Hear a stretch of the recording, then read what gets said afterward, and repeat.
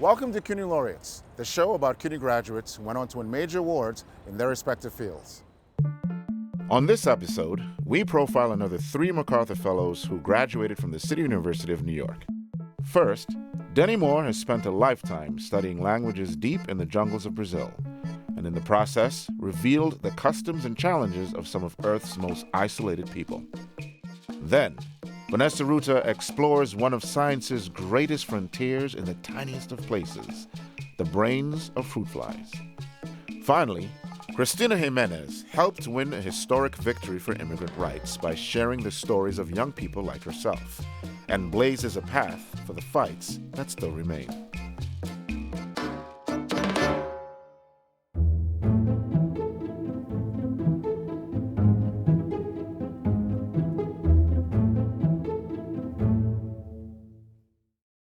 For most people, a degree in linguistics does not necessarily translate into a lifetime of adventure. Yet for Denny Moore, it came to mean just that. This is the story of a CUNY graduate who became a MacArthur Fellow and his tireless effort to preserve the language and culture of the people of the Amazon forest.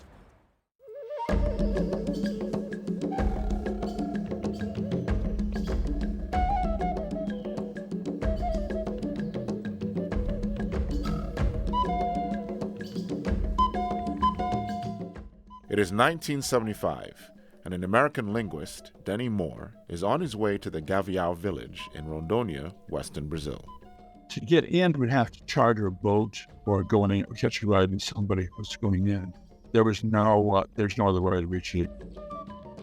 It was a little community there. There were about, at that time, I think about 135 Gavião when I got there. The population had dropped and was coming back.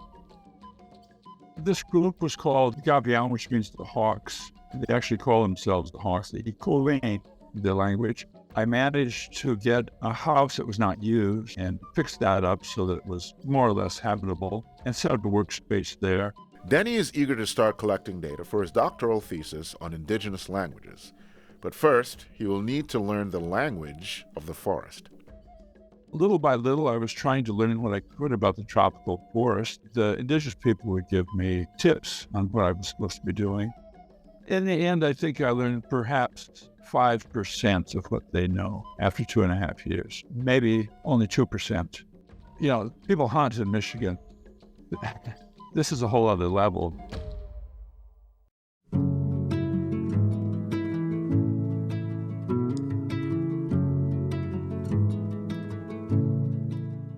Born as Dennis A. Moore in 1944, Denny grew up near the city of Midland, Michigan, the home of the Dow Chemical Company. We lived on a farm outside the city. My father worked for Dow Chemical. Everybody in Midland, wants to be a chemical engineer. So I decided to be a chemical engineer, but it didn't really appeal to me that much. There was always this scientific part, and there was also the farm part and the forest. So I became interested in anthropology and became interested in doing field research. Yet after graduating from the University of Michigan, Denny got involved in field research of a very different kind. I graduated in '66, and so it's very hard to stay away from the draft. The Vietnam War was on. I was in the Army for almost 2 years, and I was trained to be a combat medic, which was useful later because I treated very many indigenous people. After getting out of the Army, he applied to a graduate school under the GI Bill, this time in New York City. I lived in the East Village on the block of the Hells Angels motorcycle gang. It was, probably cheap in those days. I think it's changed considerably now. The Graduate Center, at that time housed in the famous Aeolian building on 42nd Street, offered a new PhD program in anthropology and linguistics, and after being accepted, Denny was eager to find a suitable topic for his doctoral dissertation. And someone told me that the most understudied languages were in New Guinea and in Amazonia. So I looked for all this information, went to the 42nd Street Library and dug out old things. There were languages in western Brazil, in what was then a territory called Rondônia, that were branches of the Tupi family, which is an important language family, which had almost no studies. And there were groups there who on the maps were listed as hostile and warlike and so on. Well, I thought, well, that's great. Let me go there. You know, they sound like my kind of guys.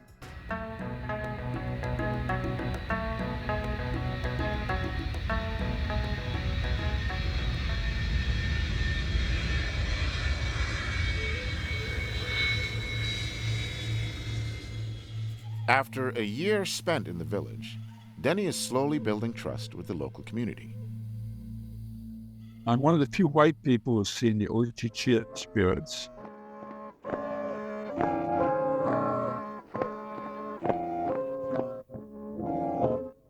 And the shaman, he would narrate what was going on up in the sky. And up in the sky, things are like what they are down on Earth. You know, you have a forest and you have different villages and so on. The spirits appear before you there in the dark, and they talk, but they speak in different language. They speak the language of the Arara. They learn this from them. And people respond to these things. There were all these things that were going on. It was sort of like an ongoing drama, and that you would tune in to see what was going to happen. Yet, Denny will need to do much more to earn their respect. At some points, I was treating 2 cases of malaria per week. I brought in medicines and vaccinated the lower round of children 3 times. After I left, whooping cough came in, and everybody that I vaccinated escaped.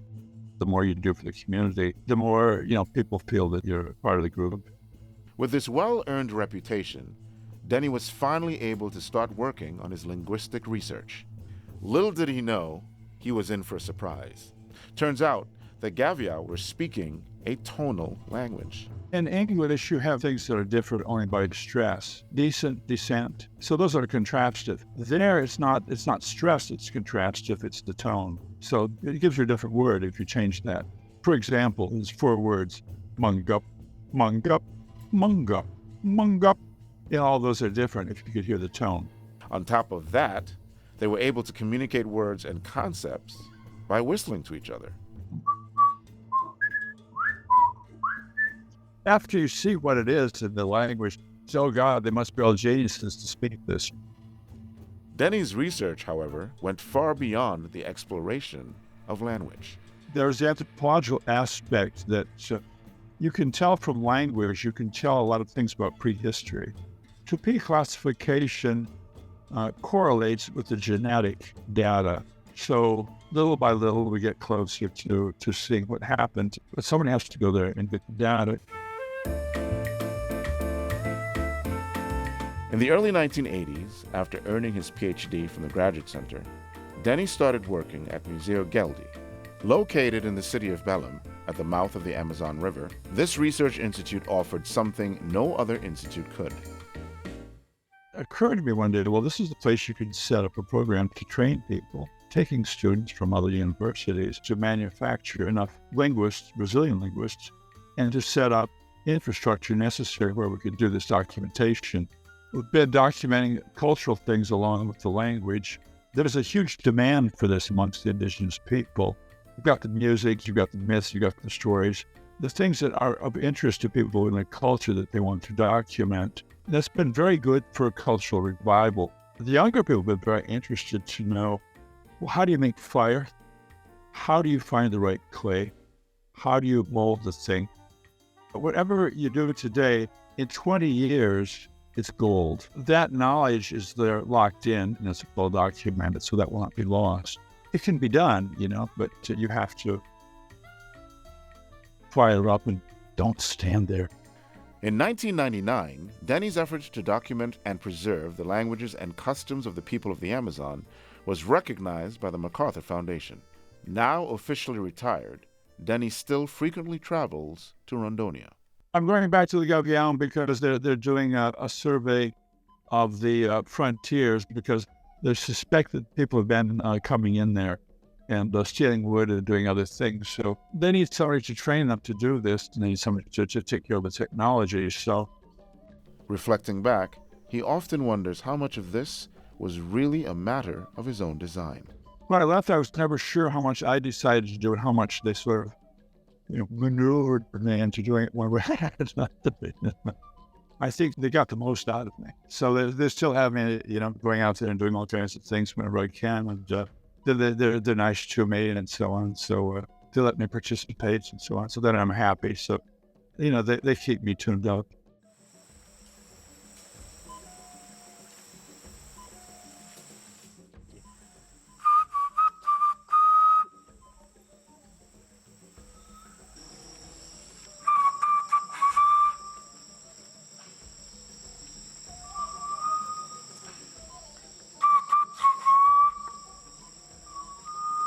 Aí nós estamos atrás para matar, né? Anta, o queixada também, né?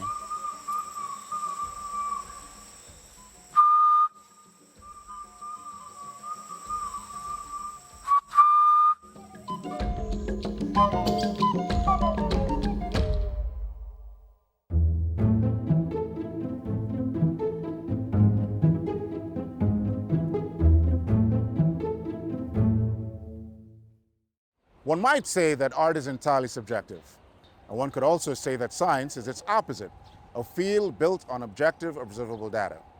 Our next genius has spent time in both of these worlds. This is the story of a CUNY graduate who became a MacArthur Fellow, whose career has landed squarely in the data-driven scientific field of fruit flies.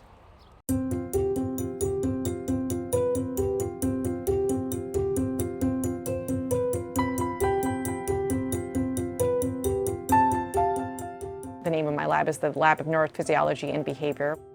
The lab is comprised of about probably close to 20 people, mostly graduate students and postdoctoral fellows. We study very basic aspects of the way the nervous system functions using a simple model system, which is the fruit fly Drosophila. The fly brain contains about 100,000 neurons compared to our 90 billion neurons. The complexity of most mammalian brains, including humans, is really almost intractable. But the fly brain is an amazingly rich kind of substrate to think about really how information flows, how connections change, how both the experience of an individual alter the way information flows, how evolutionary selection changes the way these paths within the nervous system are altered. At the Ruta Lab, Vanessa and her team look in microscopic detail at these fascinating insects. You can really understand their anatomy and function in incredible detail and think about their basic computational role within the nervous system and how they shape behavior. In the lab, we actually have about half a dozen different Drosophila species that we're working on, where we can use the same tools, the same sort of genetic tools that have been developed for Drosophila melanogaster. We can now translate these into these other species. I would say Drosophila is right now emerging as one of the most powerful systems, I would say, in neuroscience, partially just due to the fact that they have 100,000 neurons that have been largely mapped out. But before Vanessa entered the world of neuroscience, she was pursuing a career in an unrelated field. I left ballet when I was 21, so I pursued it all throughout high school and then for several years afterwards. I realized I was never going to be as successful as a ballet dancer as I wanted to be. I was fortunate that I ended up going to a high school for math and science, Stuyvesant High School.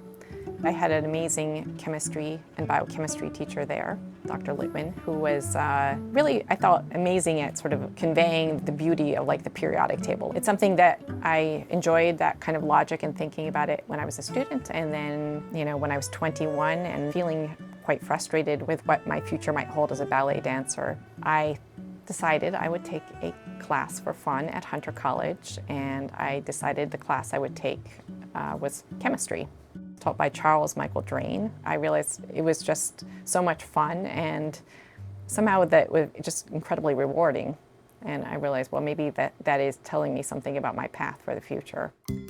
Vanessa shifted into the objective, data-driven world of science. The ballet world is very subjective and very challenging. After I took that one class, I was like, I should probably make a transition. And I enrolled in Hunter full-time. As a chemistry major, Mike Drain had just opened his lab and was looking for undergraduates to work there over the summer. And so I started working, doing kind of organic synthesis in his lab. I would say there are several things I would take away from my experience at Hunter College. It's an amazing school for opportunity. The student body is so diverse that even somebody who already tried to have a career and kind of had to fade out of it, which was where I was coming in, who was slightly older, I would fit in perfectly well within that student body, that diverse student body. I met many colleagues who, had other jobs, had to take care of their families. It was not an easy road for them to get an education there, and yet they were still making it work, and I think that was something I really had a strong imprint on me. I felt like also it was an extremely supportive environment, so if you were excited about science, there were so many people who were there to help mentor and guide me through the process of becoming a scientist, or giving me, opportunities to work in their labs, or, pointing me to other opportunities. These opportunities included spending time with two Nobel Prize winners, Dr. Rod McKinnon and Richard Axel. She studied at the renowned Marine Biological Laboratory in Massachusetts and did postdoc work at Columbia University. In 2011, the Laboratory of Neurophysiology and Behavior opened here at Rockefeller University. The things that have been really exciting to us to study in the lab, especially over the past few years, is thinking about how, for example, the internal state of the fly can change. If it's in the presence of a potential female mate, males become suddenly very excited and they will track visual stimuli that they would not be tracking before. So the response to, for example, a visual stimulus for the fly can be switched on and off in a way that is dependent on its arousal state. Similar to the way our own, internal motivational and emotional states can change the way we react to the world around us. The male flies, for example, perform a very elaborate courtship ritual to entice a female to copulate. And it consists of him basically pursuing the female for many minutes and singing to her by vibrating his wing to generate a courtship song.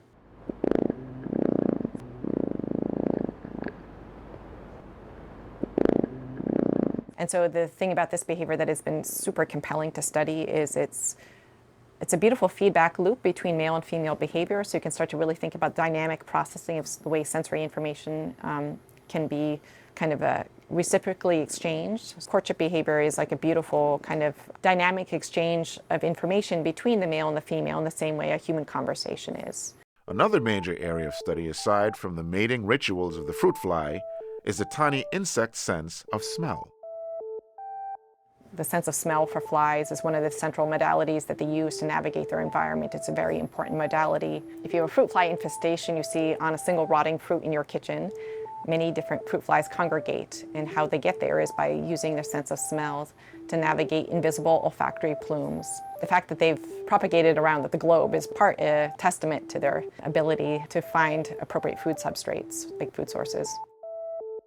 Even though insects and humans and mammals use very different receptors for detecting odors, the basic neural logic of the way that information is processed within the brain is almost identical. It's a beautiful example of convergent evolution.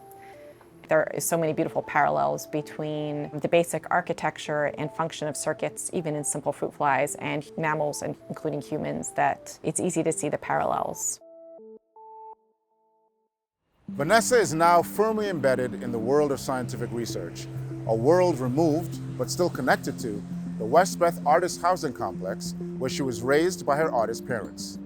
My father, who passed away in 2016 when he was 98, but he painted, every day of my life. He was so devoted to his craft. When I think about the scientific process and I think about the influence that, the artistic environment I grew up in, really highlighted the parallels to me of how, artists and scientists really are very similar spirits. It's about kind of honing the craft where you really work at it every day, but it's also sort of this, as I said, this kind of artistic creativity and inspiration you get occasionally. I think my father's, especially my father, who was so kind of devoted and dedicated to his work, I think had a very strong influence on the type of person I am. I mean, I can see that.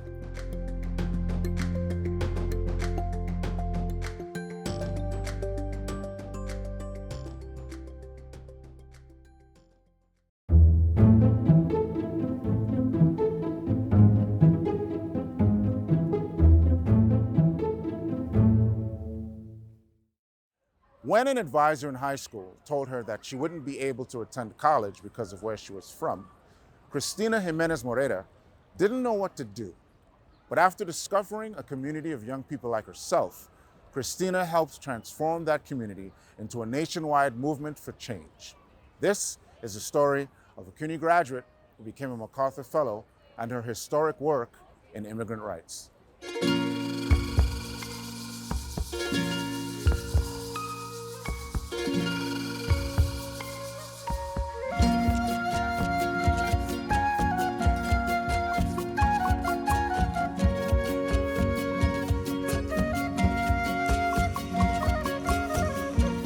I was born in Quito, the capital of Ecuador.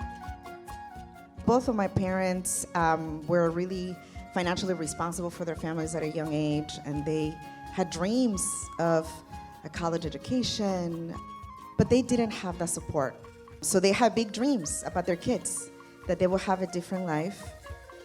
And unfortunately, in the 1990s, as a result of economic crisis, political instability in Ecuador, we found ourselves in a place where we had to make choices as a family of whether we could pay for rent or pay for food.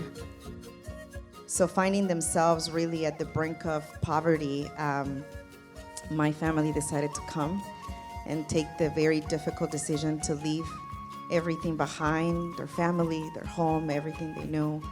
And came to the United States, I think as many refugees and migrants have come over time, seeking a better life and hoping that in this country they'll have the opportunity for their kids to have what they did not have.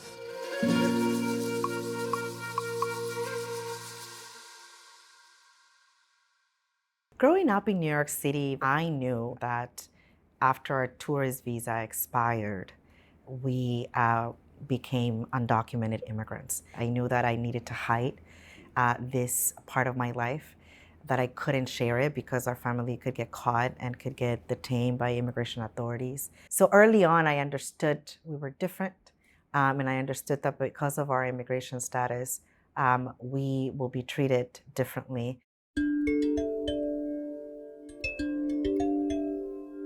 The terrorist attacks of 9/11 were certainly painful and traumatizing and devastating for the country, for all of us and for me.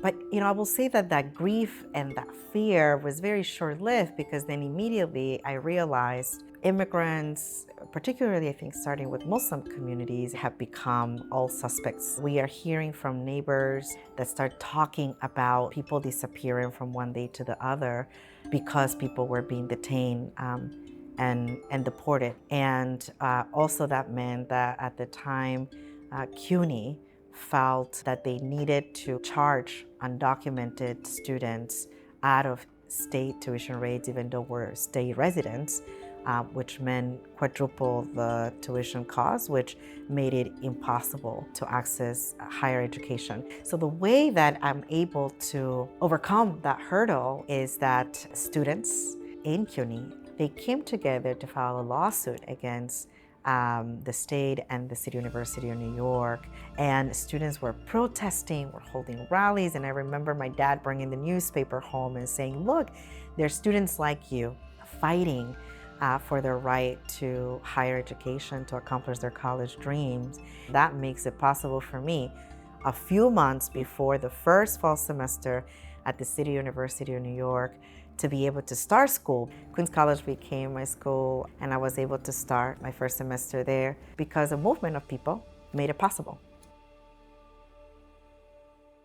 As a result of the anti-immigrant wave of attacks post 9/11, what you saw was a very vibrant movement led by immigrant communities, Muslim communities, refugee communities, that started to push back against deportations. So in this vibrant moment of young people coming together, we connected with each other around these deportation cases. We wanted to make sure that we had a sustainable movement of young people that will be able to find their voice, build community, and take action in their communities and nationally. And United We Dream comes out of that dream. And we created the organization in 2008 with the aim, and our main campaign was to push for the DREAM Act. The DREAM Act says if you were brought here as a child, you have good moral character, and attend college or enlist in the military, we're going to give you a chance to be legal in America and contribute to this country. Groups are strategizing. We are also training people. People are building community and supporting each other. And we're also building support for this campaign and mobilizing people to call their members of Congress, to have meetings with members of Congress. So all of these groups come together to fight for the DREAM Act, but the DREAM Act fails for the first time in an official vote in 2010. And instead of that moment breaking our movement or even the organization, what ends up happening is that we really come back with more strength and motivation, and what we think about the strategy changes. We know that Congress may not be able to move with the votes to pass the DREAM Act, but we know that President Obama had campaigned on his support for the DREAM Act and undocumented communities, and that he was also working to be reelected. And after 2 years of relentless campaigning and reminding the administration that they had the power to stop the deportations of young people, the administration met our demand, and they created the DACA program in 2012. Effective immediately, the Department of Homeland Security is taking steps to lift the shadow of deportation from these young people. Over the next few months, eligible individuals who do not present a risk to national security or public safety will be able to request temporary relief from deportation proceedings and apply for work authorization.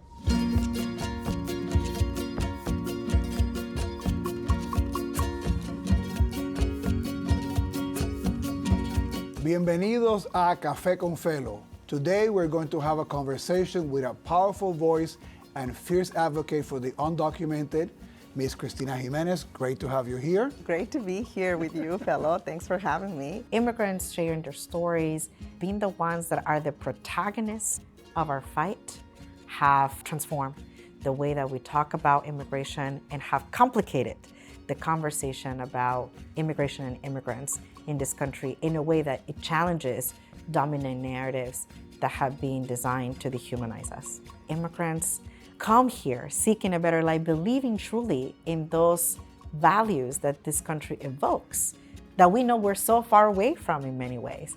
But because we live in those values, we're doing everything that we can to push this country and to get this country to live up to those values. What I want to remember is that in this country, I experienced the most discrimination and racial hatred that I've ever experienced in my life. And I've also experienced the love and the courage of communities fighting for justice. And I learned that from the movements and communities here in the US. So I hold both. And I think that it should be okay to be able to hold that tension. The possibility of us being able to do good while also recognizing what's wrong. And to realize that, it is because of that community, because of those people in this country that have taken action for change, that my story is even possible.